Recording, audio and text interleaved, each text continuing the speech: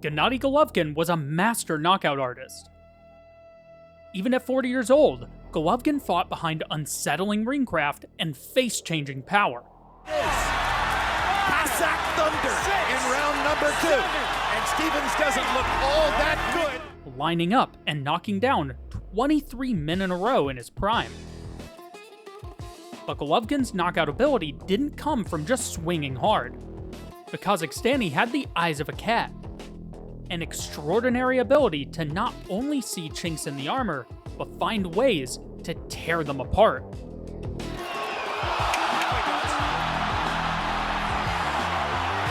That was big enough. Yes, it was. Big enough to end the fight, as a matter of fact. It's this understanding that explains his weirdest weapon, his signature move, the overhand left. The commentary booth would often call it a chopping left hook when Golovkin tried it, but that doesn't really sell it for what it is. A left hook comes from the right of the attacker, hitting them in the side of the jaw or temple, often sneaking, or hooking, around their guard. The left overhand, instead, drops downward from above the guard onto the opponent's temple. It's a small change, and the target is roughly the same, but defensively, it's an entirely different angle for the opponent to cover. Golovkin wrote a chapter of his highlight reel with this shot, from knockouts to setups to clever tactics. So, let's take a look at how Triple G made one of the strangest punches, the overhand left, his signature move. Golovkin's most famous overhand left is undoubtedly the one that sent Marco Antonio Rubio to the canvas, and helpfully, it's also his most common look. And look at how he adjusted the arc on the left hook that's what to Rubio get it said. over Rubio's guard. He said he hit me in the top of the head. He sure did. When we watch the Rubio knockout, take note of the Mexican fighter's defense and positioning. Golovkin has him up against the ropes, reacting to every shot, until Rubio shells up. It goes against the very idea of defense. Surely, Rubio should be protected when he's covered. So, how does Triple G crack the shell? This is an essential feature of Golovkin's overhand left. He clearly sees it as a punch best used when an opponent thinks they're safe. They still have the capacity to slip a punch on the center, such as straights or uppercuts, and their guard protects them best from hooks. The overhand right is the biggest punch of all, with an equally big telegraph, giving Rubio ample time to duck or smother the punch. The overhand left, though, primed to shift the guard from above rather than slam into the brace, that's the shot. Rubio saw the left hand coming in some sense. Look as he tried to turn behind his right glove and shoulder to stop what he thought was a hook. As Rubio tucked his chin behind that right glove, he exposed the temple even more, signing his own death warrant in the process. The same thing happened to Steve Rolls. Even in the center of the ring, he was still victim to reading the overhand as a hook, adjusting accordingly, and taking a corker to the temple. After sparking Rubio, Triple G took this punch as his go-to against fighters shelling up, even a counter hitter like Canelo Alvarez.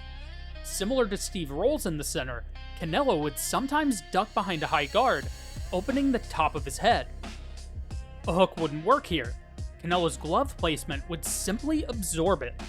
But the overhand left, that can chop down, knock away the guard, and deal damage.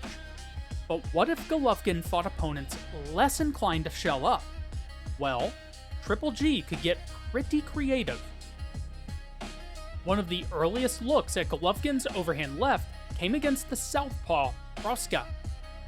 It's a subtler one than in his later fights, but it's still an arc downwards onto his opponent's temple. He threw it as a sort of cross counter, looping it over the southpaw jab. We can see Golovkin use it 3 times against Martin Murray here, once to attack the high guard like Rubio, then as a counter when Murray stands tall to jab, and again to attack Murray's stand-up.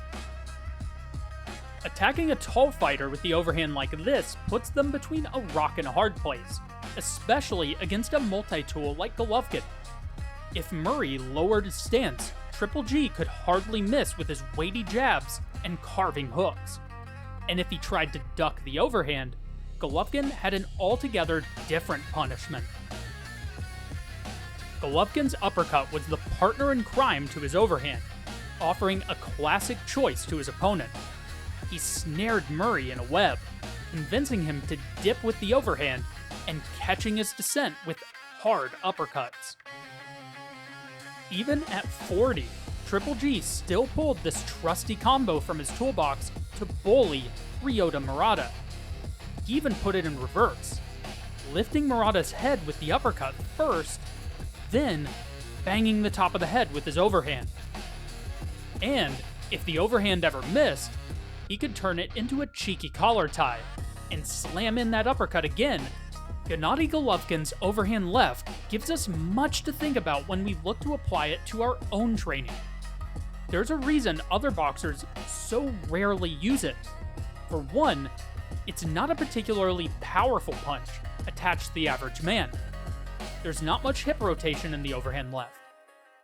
It's thrown almost entirely with a pivot in the lead foot and a swimmer's front crawl with the arm. Not only this, but the target is dangerously close to the top of the skull, one to be avoided by any boxer who'd rather not break his own hands. Golovkin was blessed with both power and accuracy, unrivaled by his competition, traits that naturally benefit such a risky punch. But it was also effective simply because of its unorthodoxy. There are millions of ideas on what makes a knockout blow, but a popular one among fighters and theorists is to do with seeing the punch coming. If your brain can process and your jaw can clench, they say you're much more likely to survive the blow. If it truly is the punches you don't see that put you to bed, then it's no wonder Triple G's overhand left hit like a sleeping pill. Not because it generates crazy power, but because it's so rare, and therefore, so hard to prepare for. Golovkin was a power puncher, and a pressure machine for sure, but lost in that memory is a damn good technician. He didn't just punch people hard, there's a million of those. Triple G would calmly lead his man to the knockout, and then deliver the final blow with equal cunning. There's so much to learn from a champion like that, and the signature overhand that ended his opponents. For the modern martial artist, this has been Kobe McKinley, wishing you happy training.